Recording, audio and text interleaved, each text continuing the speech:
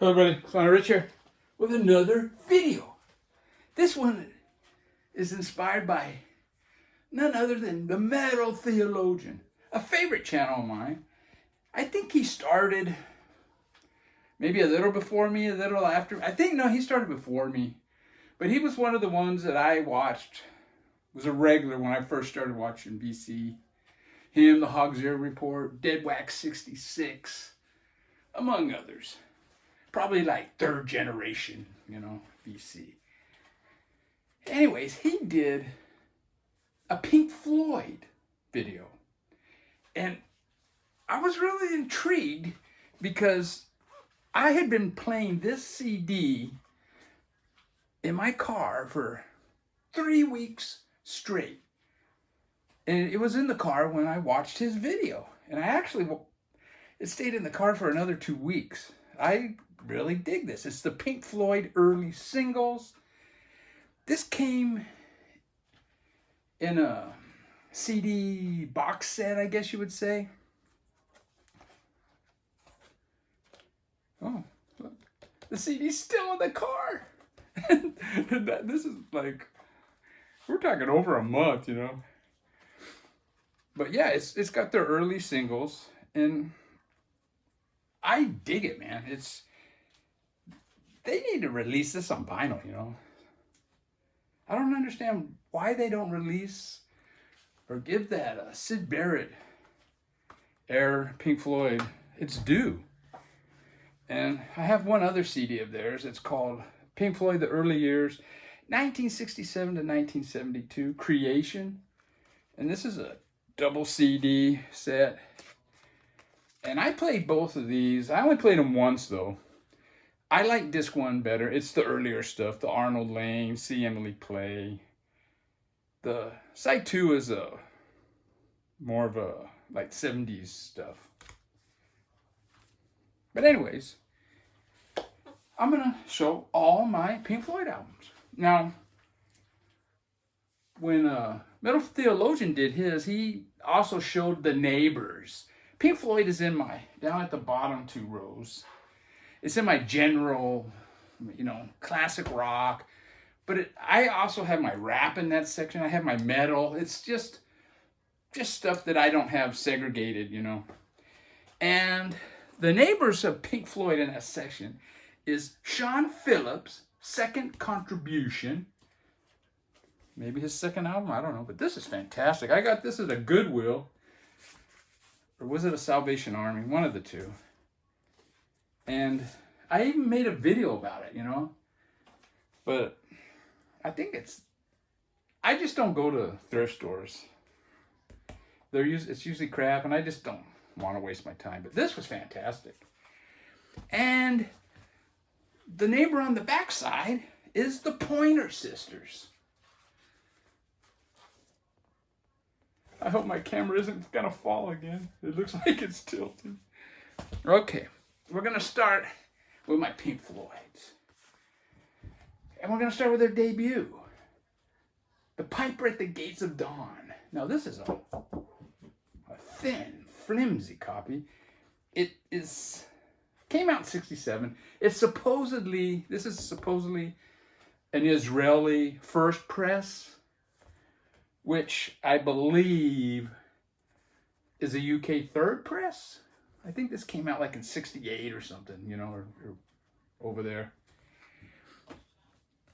And I got this record store day version of the album. This is a mono mix. This one here is stereo, I believe. But this is the one I play. This is fantastic, man. And it comes in this little wraparound thing, It's got a poster in there. But yeah. And it's like it's supposed to look like flip backs or whatever they call. Yeah, this is a fantastic album, man. I love this album all the way through. It starts out with Astronomy Domine, or however you pronounce that. It's just a fantastic. Lucifer Sound, my goodness. Flaming. The whole album is good. Even the goofy songs like The Gnome, Bike, even maybe the Scarecrow. You know, they're kind of, you would think they would be goofy. I mean, in the hands of a lesser band, they would be wankers, but they pull it off, man. This is maybe my favorite Pink Floyd album. Now, I'm not going to show these in the order they're released. I'm going to show these in kind of what makes sense for me. And the next one I'm going to show is this Pink Floyd London 1966, 1967. And it's just 2 songs. It's got a 16-minute and 46-minute version of Interstellar Overdrive. And then the B-side is Nick's Boogie, 11-minute, 50 seconds. Oh, and look at... This is fantastic, dude. I know the A-side, the Interstellar Overdrive, sections of that were used in an early film. But this is the whole, it's almost 17-minute song, dude. And it's just great, psychedelic. Now we come to their second album. This is Pink Floyd, A Saucer Full of Secrets. And this one is sealed, still sealed. For some reason, I have 2 copies of this. I have one that's opened and I play. This one, I don't know, I must have been, you know, drinking some beers. I forgot I already ordered it and I ordered another one. Anyways, I ordered 2. So I kept the second one, and this one's sealed. But maybe I got a couple albums that I have duplicates of, and one's sealed. Maybe I'll have a contest, you know, when I get to 20,000 subs. Anyways, this one, I think it's as good as the first. I like it as much, put it that way. I mean, if it's not as good, it's not off by much. And I like every fucking song on this. And I believe Syd Barrett, there's a Syd Barrett song on here, Jug Band Blues. He wrote it. It's the only song that he wrote on here. But there's 2 songs where he plays on. And I think Set the Controls for the Heart of the Sun is one. And I don't remember the other one. But he's on 3 songs only. Most of the vocals are done by Nick Wright. Is that his name? Or is it Richard Wright? Ah, man. See, I'm not really a big Pink Floyd know-it-all. But yeah, this is really great, man. Set the Controls for the Heart of the Sun. A Saucer Full of Secrets. Let There Be More Light. Every song. I just dig every song in here. I think the goofiest song is that Corporal Clegg. It's a great song, but it's got this one little goofy part in it that just kind of... If there's a reason I like the first album more than that, it's because of that one goofy part. And I think their third album was more... It's like a soundtrack. My cousin had that one, and when I was a youngster, I never heard those first 2. They didn't get any airplay in radio in Bakersfield. But my cousin had that More album, and I didn't really, nothing really stood out to me. You know, I thought it was kind of interesting. But I did buy this one. And this is my on-ramp for Pink Floyd. This was the first one I ever bought. And it's Umaguma. The record 1 is live, and then you got a studio. Now, I bought this because it was a double album for the price of a single. So I thought, you know, I didn't think that More album was great, but it was, you know, interesting enough for me to take a chance on this. And I really dig the first side, the live side. The studio album, I don't really care for it. It probably has some moments, but I don't listen to it. And it's probably in near mint condition, even though this is the first one I ever bought, because I never really played it. It even has those chirping birds on it. I wanted the studio side. it's Richard Wright. Okay, Richard Wright. He does one song. Then you got Roger Waters has his song. And then side 4 is David Gilmour has his song. And then Nick Mason has his song. But the first record, the live one, it starts out with Astronomy Domain, a fantastic version of that. The song that was on their debut. And then it goes Careful with That Axe, Eugene, which was a song that wasn't really on any of their studio albums. It was a B-side of one of their singles. And then you got Set the Controls for the Heart of the Sun. And then you got A Saucer Full of Secrets. So it's all early stuff off of their first album, their second album, or one that was a B-side. But yeah, I really dig the live. It's psychedelic, kind of proggy, but not like the King Crimson whimsical, like that In the Court of the King Crimson. Man, I remember the first time I heard that. And you put it down and you hear that first song and I go, holy mackerel, this is going to be great. Then the next one is la la la la la. And then the next one, la la la. Then the next one, la. I think there was only 2 songs I liked on that album. This isn't that kind of prog. This is more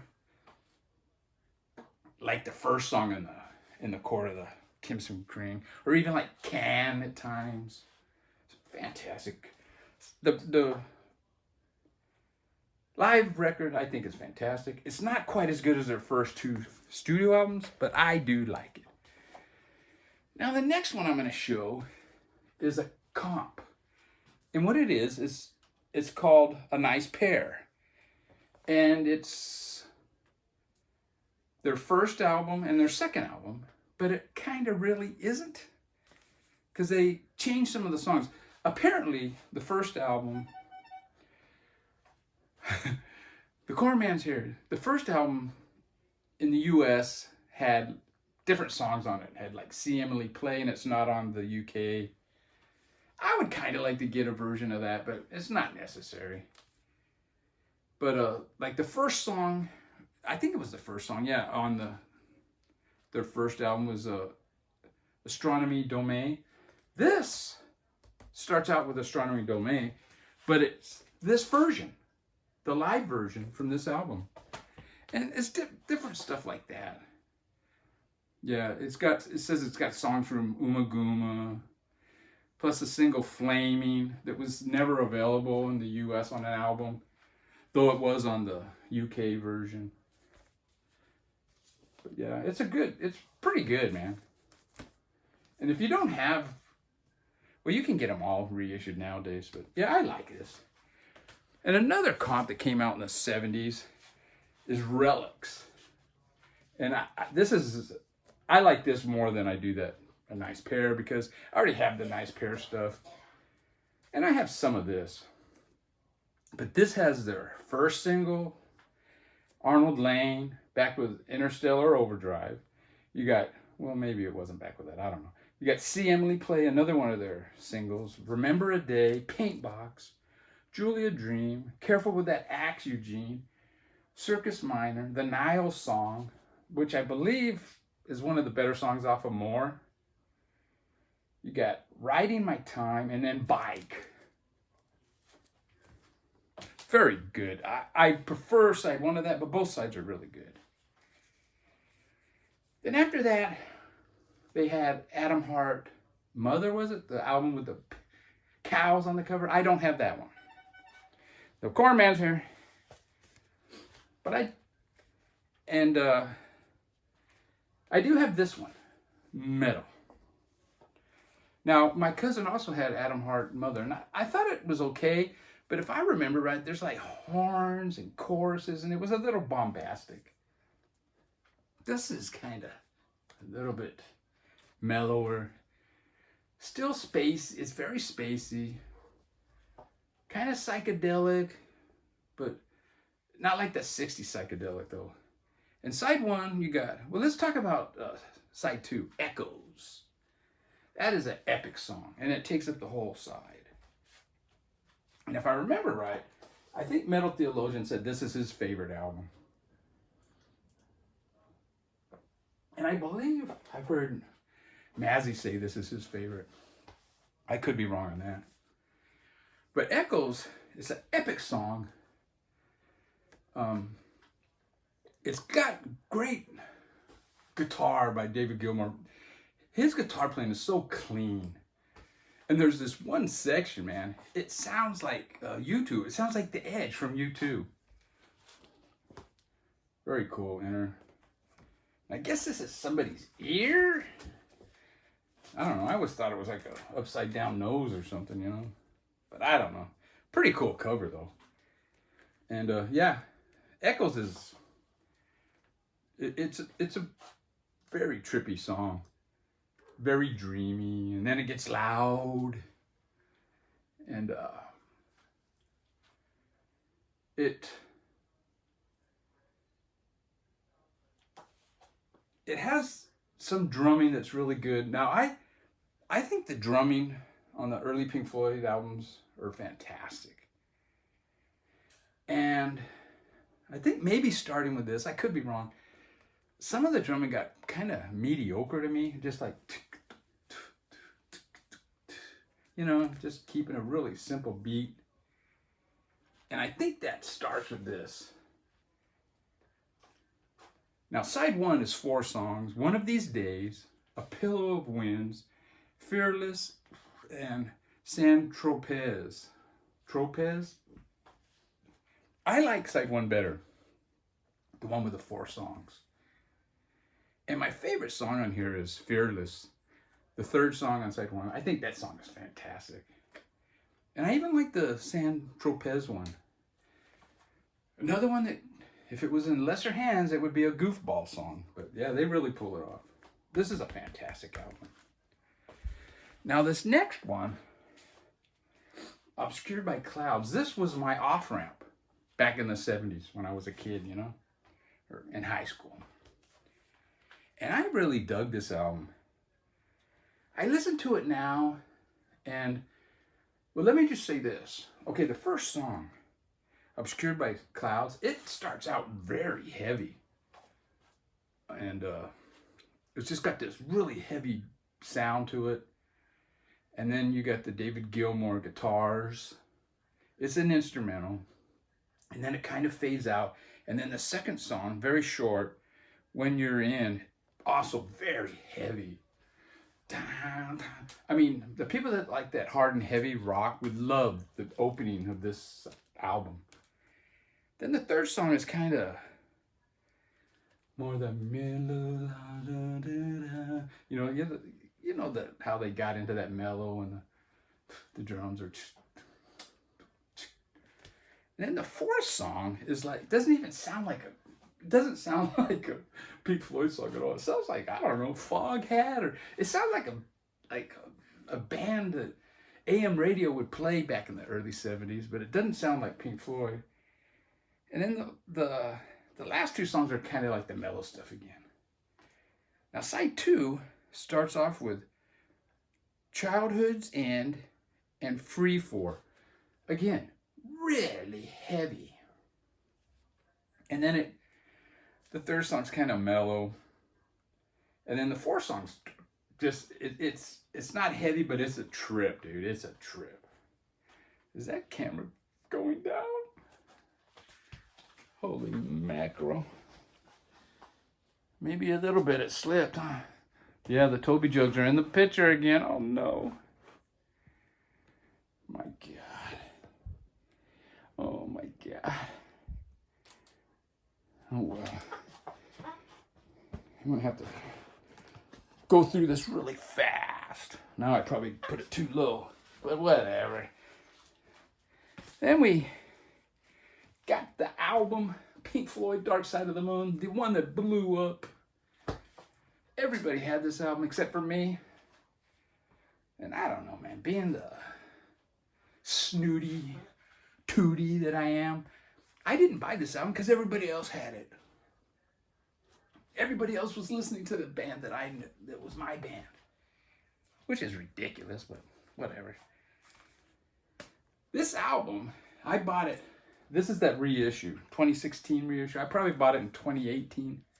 It's fantastic. It's a great press. If you're looking for a good copy of Dark Side of the Moon, get this 2016 remaster. It's the best one you're ever going to find. People are going to say, oh no, the original UK. Yeah, good luck finding one of those in near mint condition, you know? Just get this. It's fantastic. And this album flows like nothing. I mean, it just flows, dude. It has its high, louder points. It has its mellow points. It even has some ladies singing in the Great Gig in the Sky, I believe. And then the Money, their first real big U.S. single. Probably their biggest single in the U.S. Unless that one on Off the Wall. That was pretty big. But anyways, this is a great album. I rated this in my top 10 from 1973, I think this came out. If you want to know where I rated it, you'd have to watch my video. 10 best albums from 1973. Vinyl Richie. And I think their first two might have made it into my top 10s. But anyways, this is a fantastic album. They followed that up with this one, Wish You Were Here. It came in this black bag, apparently. This is also one of those 2016 reissues. I went ahead and bought, 3 of them. And this is a really good album. It's, now, with metal, and then even Obscured by Clouds, they had the certain songs, and then by Dark Side of the Moon, they kind of had a sound, and they really didn't veer off of that sound. I mean, this isn't like a duplicate of Dark Side of the Moon, but it's kind of in a similar vein, and I don't know if they ever really got off of that trail, Not like their early albums, one was different than the next, and then the next one was different than the next. They kind of stopped doing that. Now that said, this has got some long-ass songs on it. Yeah, Shine On You Crazy Diamond on side 1, and then it ends with Shine On You Crazy Diamond on side 2.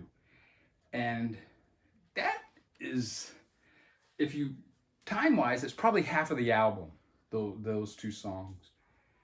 In fact, there's only 2 songs on side 1, and there's only 3 on side 2. And Shine On You Crazy Diamond, I guess it's about Syd Barrett. And I guess Wish You Were Here is also about Syd Barrett. But they really don't put much emotion into it, considering the subject matter, this guy that was a founding member of our band got schizophrenia, and he had to leave the band, and it's just kind of like, you wouldn't know that unless someone told you. And I like this album, but I might purge this. I don't really need to listen to it anymore, to be quite honest. And I'm probably going to say the same thing about this one. Oh, I do have a story about this one, though. This came out, I think, in 75. I probably heard it for the first time, probably 78 or 79. And not only did I hear this album for the first time, I put my mouth on a black dick for the first time. What it was, we were at this black couple's house, my girlfriend and I, and she had the house, it was like sharp. The carpet was white, wall-to-wall white carpet. The couch and the love seats were white. Everything it was pretty trippy. And I even asked her, I go, man, how do you keep this clean? She goes, oh, I have to clean it every month or every other month, something like that. I'm thinking to myself, wow, I clean the carpet maybe once every 10 years, But yeah, She brought out this bong, and it was a black dick, and the bowl where you put the weed was like in the ball sack, and then you're sucking out. Oh, that was funny. Okay, this one came out I think 2 years later, 1977. Animals, and like I said, I think the song structure is kind of the same. You know, and they got into this, I wouldn't call it a rut, but they got into this sound. But this one does have, you can hear the acoustic guitars on this one. And I don't think you really hear too much acoustic guitars.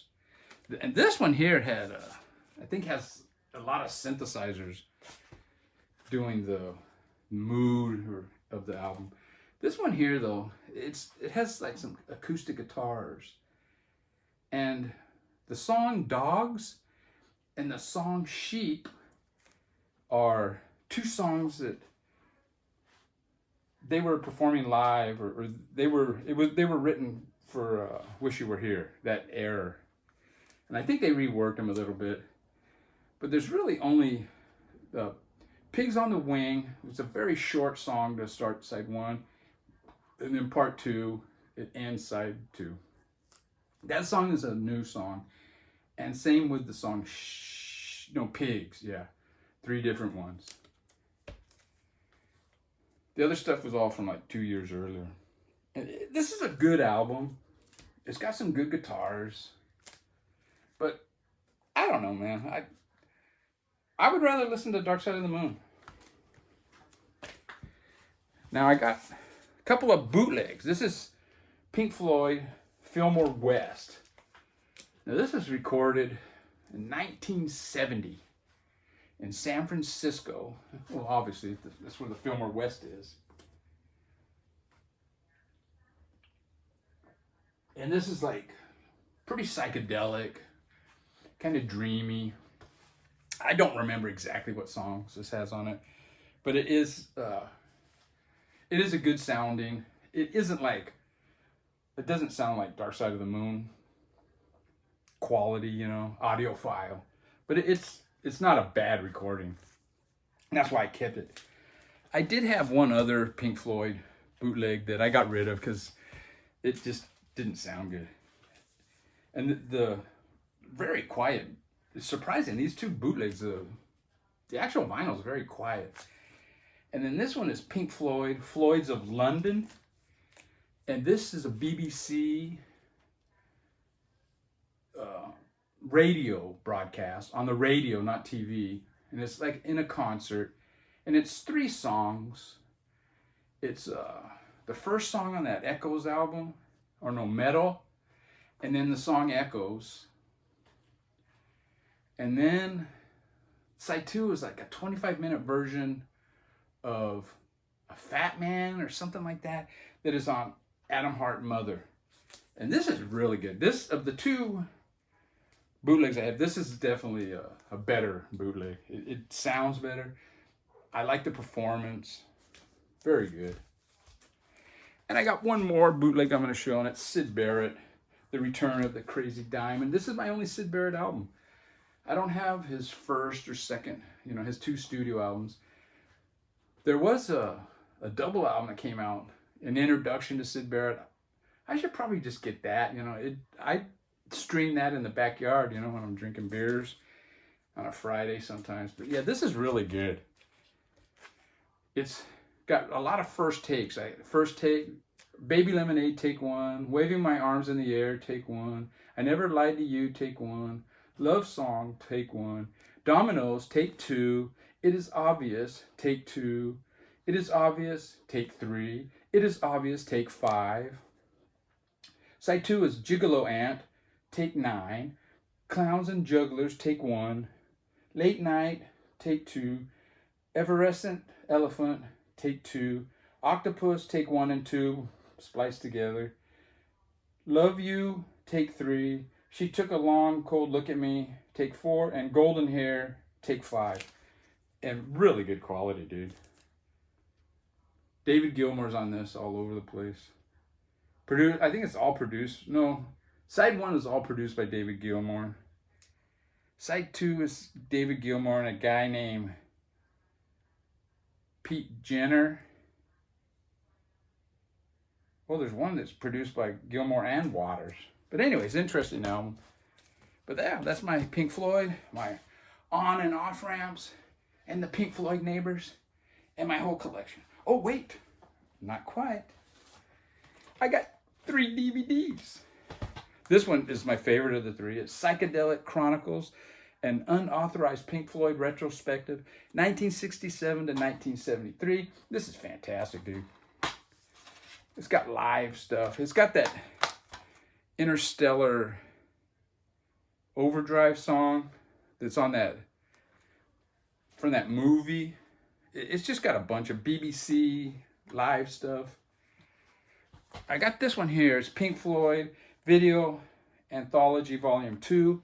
This one has some stuff off of here, and then it's got some stuff that's not. But this one is superior to this. And then we got this one here, Pink Floyd KQED. And this is also recorded in San Francisco. And I believe it's recorded the same day as that. I believe they recorded this in the studio, and then that evening they did this concert. But yeah, this is okay. It's kind of, I don't like it as much as the early stuff. It's a little boring. They're just sitting there. And there is an audience there, and the audience is, they're either stoned out of their mind or they're asleep. I don't know. There's some good songs on here. And if you're a Pink Floyd fan, you should probably check this out. Anyways, that's it, man. Take care. Oh, I hope this isn't too long. Go Jets!